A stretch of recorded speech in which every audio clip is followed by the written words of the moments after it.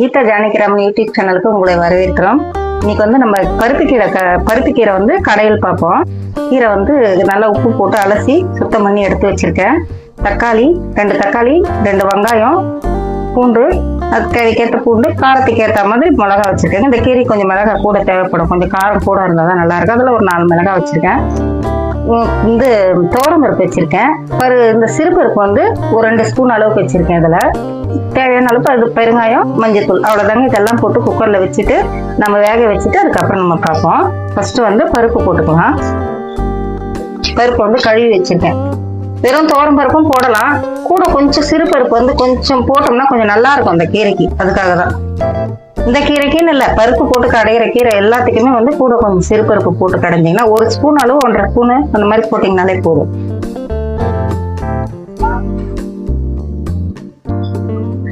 மிளகாய் அப்படியே உடைச்சு போட்டுப்போம்.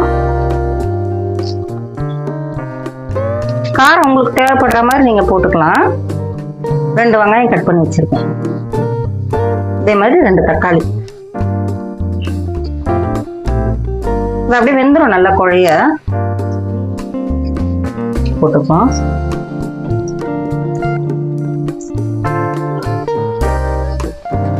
மஞ்சத்தூள்,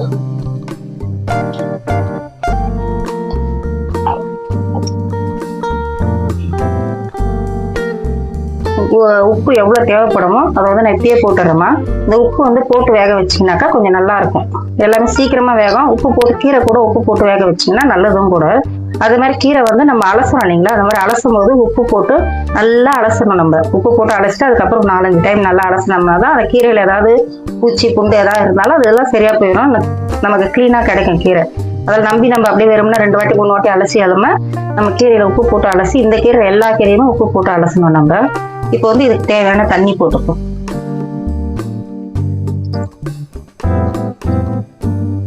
போதும்.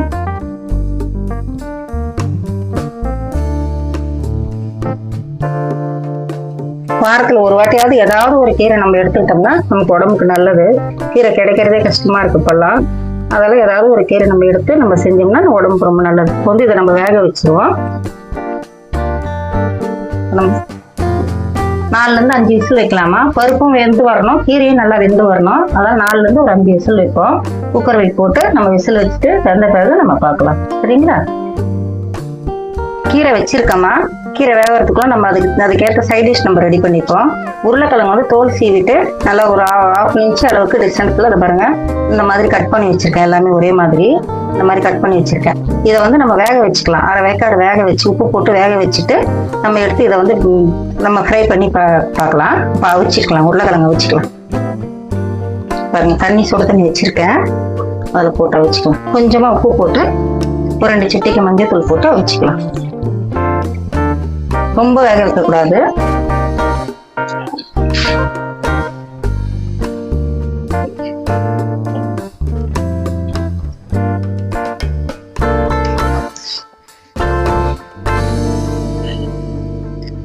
இந்த மசாலா போடும்போது உப்பு போடுவோம், சும்மா கொஞ்சமா போட்டு நம்ம வேக வச்சுக்குவோம். அது வேகட்டுமா. உருளைக்கிழங்கு வெந்துட்டு இருக்குமா, அதுக்கு தகுந்த மசாலா நம்ம ரெடி பண்ணிப்போம். வேகிறதுக்குள்ள நம்ம கலந்து வச்சுக்கிட்டோம்னா அது வெந்த உடனே நம்ம தடவி போட்டுக்கலாம். அதுக்கேற்ற நம்ம வீட்டு தூள் தான் நான் போட்டிருக்கேன். 2 ஸ்பூன் அளவுக்கு போட்டிருக்கேன். கொஞ்சம் கொஞ்சமா எடுத்து போட்டதால அது 2 ஸ்பூன் அளவா இருக்கும்.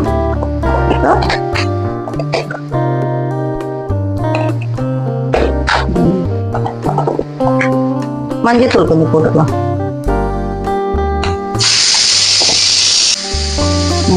பெருங்காயத்தூள் கொஞ்சம் போட்டுக்கலாமா. எவ்வளவு தேவையோ அவ்வளோ. பெருங்காயத்தூள் நிறைய கூட போட்டுக்கலாம், ஒன்றும் பிரச்சனை இல்லை. கேஸ் தானே உருளைக்கிழங்கு. லைட்டா தனியாத்தூள் போடுறோம், ஒரு 1/4 ஸ்பூன் அளவுக்கு தனியாத்தூள். சோம்பு தூள்மா வீட்டிலேயே பொடி பண்ணி வச்சிருக்கோம். அது சோம்பு தூள் பண்ணி வறுத்து இது நல்லா வறுத்துட்டு பொடி பண்ணி வச்சுக்கிட்டோம்னா நம்ம தேவைப்படும் போது யூஸ் பண்ணிக்கலாம். பாக்கெட்டா வாங்காம. ஒரு 1/2 ஸ்பூன் அளவுக்கு அரிசி மாவுமா, பைண்டிங்காக நல்லா கொஞ்சம் ஒட்டி வரும், அவ்வளவுதான்.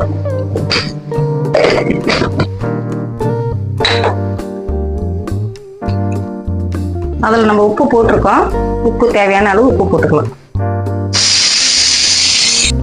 இப்போ வந்து இது எல்லாத்தையும் ஒண்ணா மிக்ஸ் பண்ணிக்கலாம்.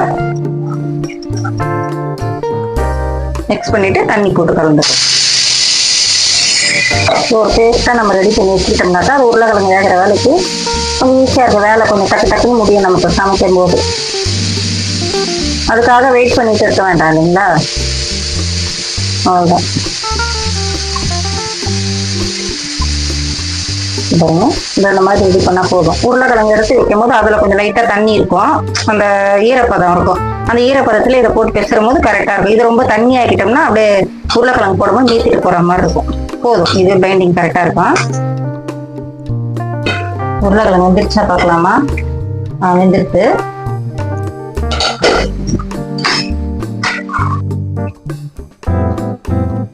வந்துருச்சுங்க, அரைப்பதம் வந்துருச்சு. போதும். இப்போ நம்ம ஃப்ரை பண்ணி எடுக்கும் போது அது உங்களுக்கு நல்லா வெந்துருவது. இப்போ நம்ம இதை இறக்கிக்கலாம். உருளைக்கிழங்கு வெந்துருக்குமா, இதை நல்லா அப்படி மசாலா தடவி நம்ம ஒன்று ஒன்றா அப்படி வச்சுக்கலாம்.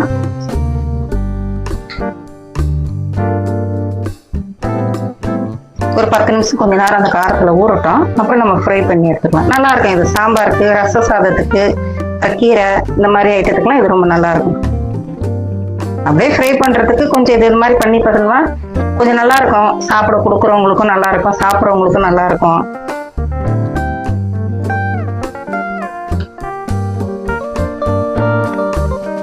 இப்படி நம்ம எல்லாத்தையும் இப்படி ஃப்ரை இது பண்ணி மசாலா தடவி எடுத்து வச்சுப்போம்.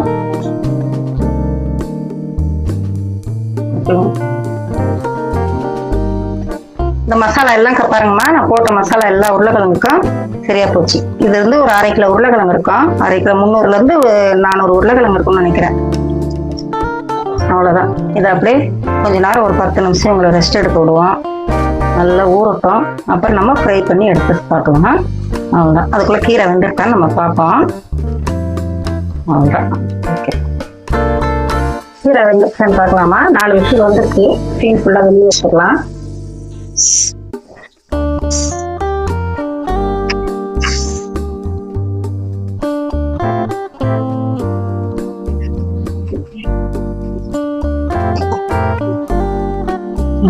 நல்லா வெந்துருக்குமா பாருங்க. நல்லா வெந்துருச்சு. இந்த கடைஞ்சி உப்பு ஆல்ரெடி நம்ம உப்பு போட்டுட்டோம். இதனால கடைஞ்சி நம்ம தாளிச்சு நல்லா கடைஞ்சிக்கலாம்.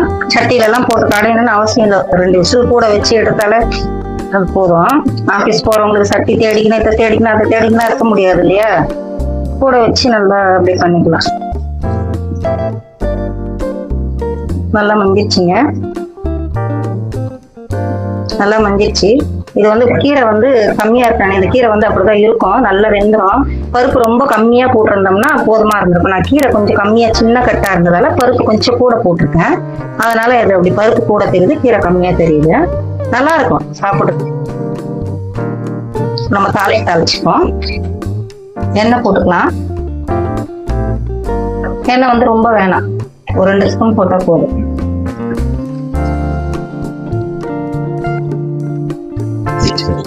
எண்ணெய் காயட்டும்.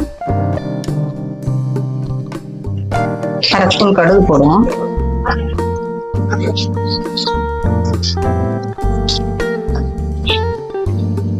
கடுகு பொரிஞ்சிச்சு. பூண்டு போட்டுக்கலாம்.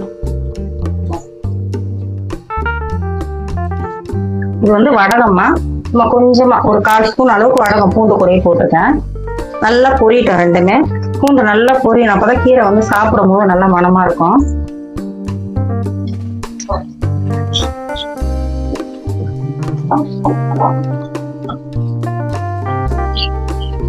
நல்லா பொரிஞ்சிச்சு. இப்போ வந்து நம்ம மிளகாய் போட்டுக்கலாம். மிளகாய் வந்து முழுசாவே போட்டுக்கலாம், உடைக்க வேண்டாம். இப்போ நம்ம கீரையில போட்டுக்கலாம்.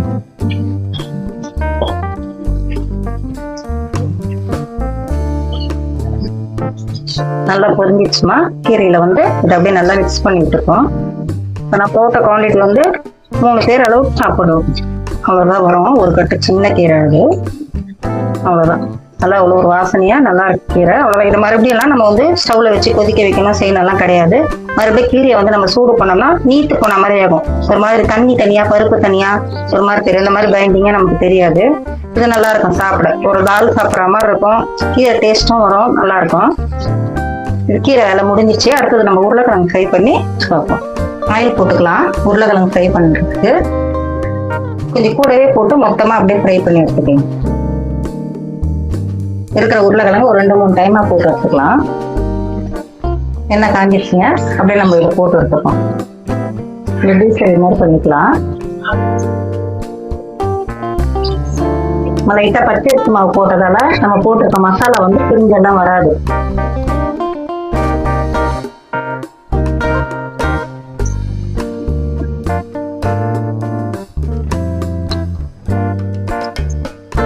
அவ்வளோதான், இது போதும். கையில் இருக்கிற மசாலா வந்து லைட்டாக நம்ம எதில் கம்மியாக இருக்கோ அப்படி தடவிட்டு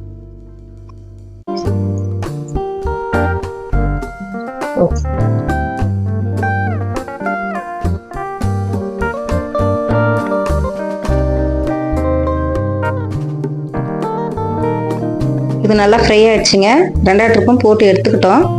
அது வந்துட்டு நல்லா அந்த நம்ம ஊற்றின ஆயில் வந்து ரெண்டு இடுக்குமே நல்லா கரெக்டாக வந்துடுது. இப்போ நம்ம இதை எடுத்துக்கலாம்.